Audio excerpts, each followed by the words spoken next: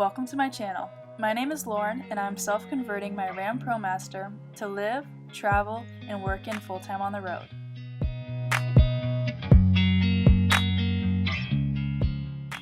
In today's video, I'm going to show you how I installed my subfloor.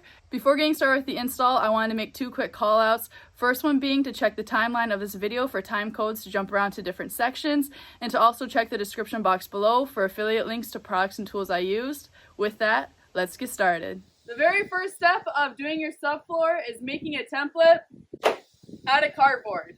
I have seen people try to do this with paper before. I just feel like it leaves a lot more room for air. So I'm going to stick to stenciling onto my cardboard. Once I've gone through, cut this, tape pieces together, and have my floor layout, I'm going to transfer this template onto my plywood to cut it for the final subfloor. So I took a scrap piece of wood, drilled a hole in the end of it to stick a pencil in. I cut the eraser side out and put the ink side in. This is going to be what's going against your wall when you're moving the stick. And then again, I found the biggest gap between the wall and the cardboard and marked that on my wood. Then I went ahead and drilled a hole in for another pencil to go into. So this pencil is in line with this pencil. So as I'm going along the wall, pushing this up against the wall, this is going to trace. So this lip on the back of the van, where the back two doors are, is where I'm planning on stopping my subfloor and my final floor. So this is where I'm going to line the cardboard piece up against, is that strip right there, and this wheel well. I'm going to go ahead and tape it down just so it doesn't move when I'm tracing. When doing the stenciling, even going up ½ an inch is going to change your curves and your lines when you're doing your stenciling. So I'm sticking the pencil only ½ an inch down, that way I can get that reading.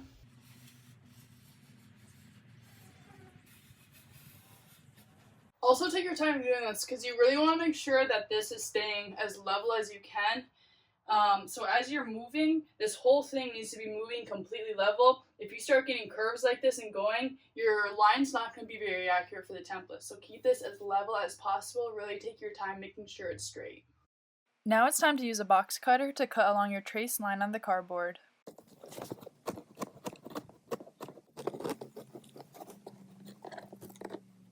So after I traced and cut out this template, I fit it around the wheel well, and then once I had it to where I liked it, I went ahead and retraced this template onto larger cardboard.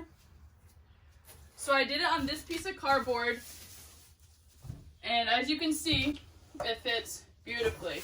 Nice, perfect, and snugged in all the places. The reason I did it on this bigger piece of cardboard is because this is exactly half the distance between both of my walls. This is running on the center line. When you're doing your subfloor and your final floor, you want to find the center line of your van and work off of that. So for me, that's the center of this rib all the way down. Now, if you have a Ram ProMaster that you're building in, the nice thing is that they say that the wheel wells are symmetrical. So theoretically, if I were to take this template and flip it, it should be exactly the same for this other side. So let's try that theory. And there you have it. Fits like a glove. So I got my back two templates all made out. So I'm going to probably retrace this one onto another template so then I can have two pieces, tape them together, and have one solid piece for this back half. So on this passenger side wall, right next to the wheel well, I just have to account for this little half circle and then two little nooks right here that come out, so just a little indent. So instead of going through and stenciling like I was starting to do and having a straight line all the way down and cutting out all this cardboard, I've decided to just make it easier on myself and just create this half circle and tape it to this cardboard instead of cutting this entire thing, which doesn't really make sense to me now. So I went ahead and eyeballed and cut out some half circles and actually did a very good job eyeballing it. So here it is right here. I taped it on top of the cardboard as well as right here. And then again, all the way over here on the passenger side wall, one spot right there. So far we have the back section done, the middle section, and I'm working on the front now. So I just stenciled and cut out this front section. We're going to test that theory again with Ram ProMaster vans being symmetrical.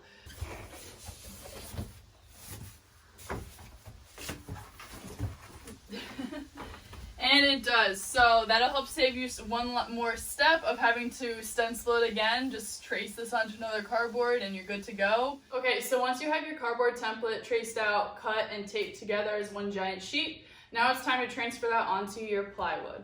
I am using a 1/2 inch Baltic birch plywood for my subfloor. Now, some people may not take this route because Baltic birch is very expensive, so you don't necessarily need this high quality for your subfloor. The reason I did it just because I wanted something that's strong and durable. Generally speaking, a sheet of plywood that's 1/2 inch will have 3 layers of wood, whereas this 1/2 inch has 9 layers, so it's 3 times as many layers, which just makes it more strong and durable. So that's the reason why I'm deciding to use Baltic birch for my build. Now, if anyone is aware, Baltic birch is gonna be impossible to get from here on out pretty much because it is sourced out of Russia, and we obviously know that there's a lot of stuff going on over there right now. So I got very, very lucky in finding this. Although I would highly recommend Baltic birch for its nice finish and for its durability, the odds of you being able to find it right now are probably slim to none. After tracing the cardboard template onto the plywood, I went back to my van to take 3 key measurements. I measured the width behind the wheel wells, in between the wheel wells, and in front of the wheel wells to cross-reference it on my plywood before cutting just to make sure everything transferred correctly. I also did this for the width of the front 2 boards as well. So I'm using 4x8 1/2 inch Baltic birch plywood for my subfloor. I'm using 3 of them. The widest part of my van in the back is 6 feet. The longest lengthwise is 12 feet. I am going to be cutting my plywood with a jigsaw for the corners and edges that I need to get, and then also a skill saw to cut off any large pieces before I go ahead and cut with the jigsaw. Also, you're gonna wanna use safety glasses, and then I'm also using sawhorses underneath to help hold up my plywood.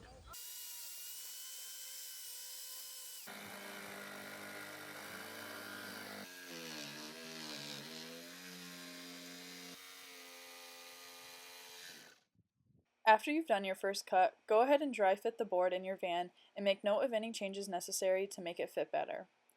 Remember, it's best to cut away a little at a time because once you cut off a piece, you can't add it back to the plywood.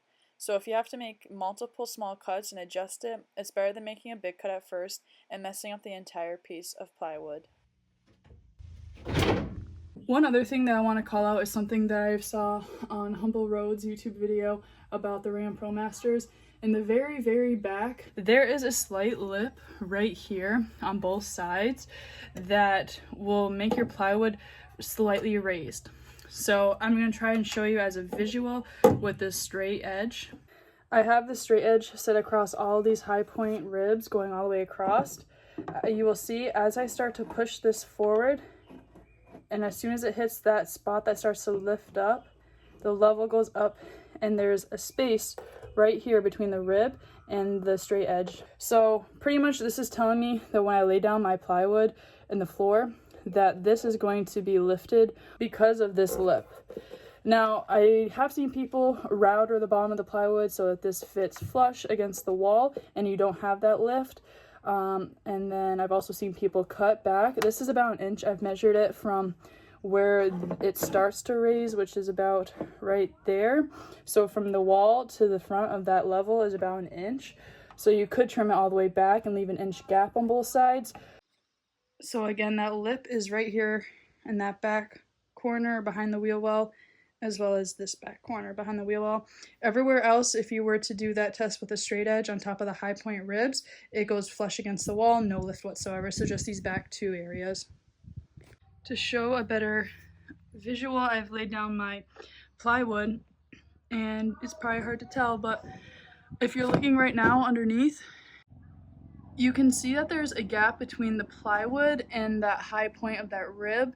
Right now we're in the center of the van, and then as you move over towards where that lift is, it gets even more dramatic and it's even higher.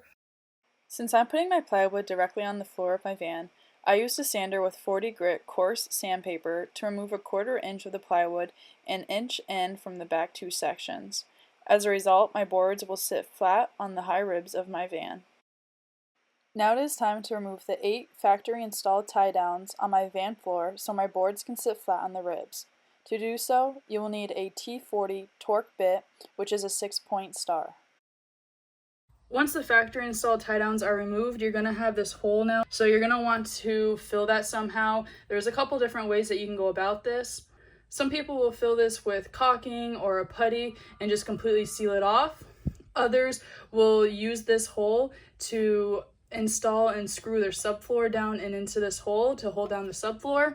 Personally, I'm going to use these M8 bolts and put it into the hole, and this is actually going to sit flush to the van floor, so it's not going to lift up the wood or anything like that. So that is how I'm going to seal off that hole, so that down the road I do want to use these holes for anything, I can, and I haven't closed off that option completely.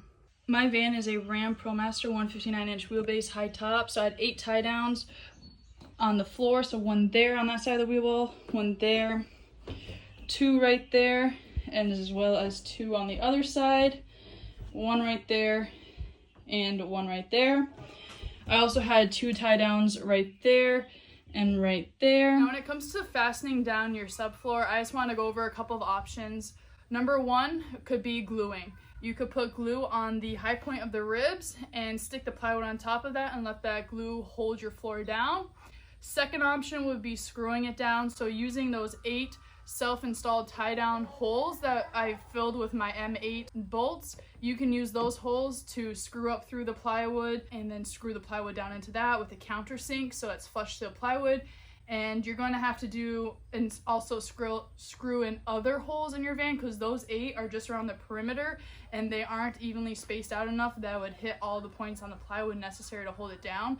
So you might have to go ahead and screw even more holes into your van.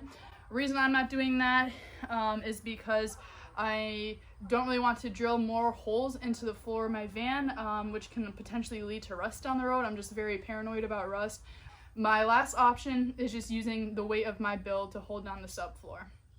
So I'm gonna have furniture going on top of all of this and personal possessions. Hopefully that weight will be enough to hold down this plywood. People often ask me like, okay, well, aren't you afraid if you get in a car crash and whatnot that the plywood's gonna come up? I would be if there wasn't furniture on top of it that's also screwed into the wall, because if the cabinetry doesn't move, my subfloor is not going anywhere. So it's up to personal preference. The great thing about doing van builds is that every little decision that we need to make in these builds is solely up to what your wants and needs are. There's so many ways to skin a cat and do certain things. I don't want to drill holes into my van. I don't want to glue it down and make this permanent. I'm trying to make my build so that if I decided to go down the road and remove stuff and change my build, that I can remove everything out of my van and start from scratch if I wanted to. And actually there is a 4th option I forgot to mention when it comes to installing your subfloor and fastening it. I have seen people install furring strips. I have seen people take 1x2s or whatnot and glue them down onto the floor of the van and then use those furring strips to screw the plywood into to fasten. A lot of the time when people do that, they are installing insulation in between, so they think that the furring strips is going to help from the insulation getting compressed over time. Personally, I am very tall and don't have very much space to lose going height-wise, so adding those furring strips would actually take away from my height space. Now I am sanding the boards to clean up the edges where I cut. After sanding and before painting, brush and wipe down the boards free of any sawdust and loose fibers. Since my subfloor is likely to be exposed to condensation and moisture while I'm living in the van, I'm going to waterproof the plywood right now on all sides using this Thompson water shield just to prevent any warping, mildew growth, or rotten floorboards down the road. When applying this, you want to do it between temperatures of 50 degrees Fahrenheit and 95 degrees Fahrenheit.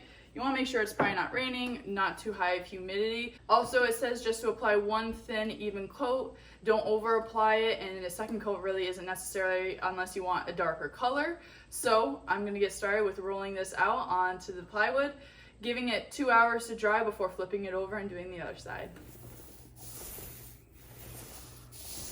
Now you can get a clear coat of this water seal. At the time I purchased it, they only had this transparent color. I don't really care. This is my subfloor. I'm never going to see it. I'm going to be covering up with vinyl planks when everything is said and done with, so I'm not too worried about it, but you can get clear if you want it.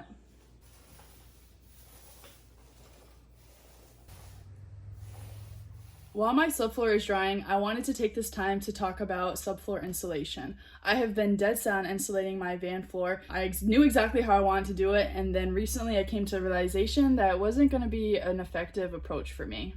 The main reason I have decided not to insulate my subfloor is because of my height. I am 6 foot tall and came to the realization that I only have about 2 inches to spare for my ceiling and my floor combined in order for me to be able to stand upright in my van and live comfortably. Something that helped me to accept this decision was the reminder that heat rises and cold air falls. So no matter what, your floor is always going to be slightly colder than the upper air is. So to combat this, I can do things like laying down a rug, wearing slippers, socks, turning on my heater that I'm going to be installing, and traveling to warmer climates. Also, when making this decision, I reached out to fellow van lifers and professional builders and got their insight into insulating the subfloor. And from what I've heard from them, a lot of people are saying that they only notice a marginal difference between insulating the subfloor and not insulating the subfloor. So that also helped me feel more comfortable with this decision. I will, however, still be insulating my ceiling, my walls, and my doors to help with climate control. Now, since I was planning on doing insulation on my subfloor from the start, I have done tons of research on how I would approach this. So I'm going to do a future video going over different insulating options, pros and cons to each, and what I have planned on doing on my subfloor in case you're interested in taking that direction. Again, this is my subfloor, so this will not be the final product. Later down the build, I will be laying vinyl planks and putting a trim piece at the sliding door and back door entrances for a clean finished look, so stay tuned for that future video. And with that, I hope this video gave you the confidence and knowledge that you need to install your own subfloor in your van. Tune into my next video where I'm going to start my furring strips on the walls and ceilings of my van. Until then, thank you for watching, and I'll see you next time. Bye for now.